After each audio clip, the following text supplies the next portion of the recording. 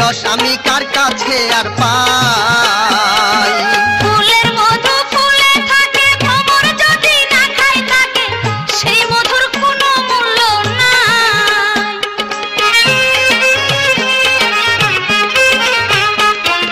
বন্ধু তোমার অল্প বয়স, কথায় দেখি অনেক রস, এই রস আমি কার কাছে আর পাই। ফুলের মধু ফুলে থাকে, ভ্রমর যদি না খায় থাকে, সেই মধুর কোনো মূল্য নাই।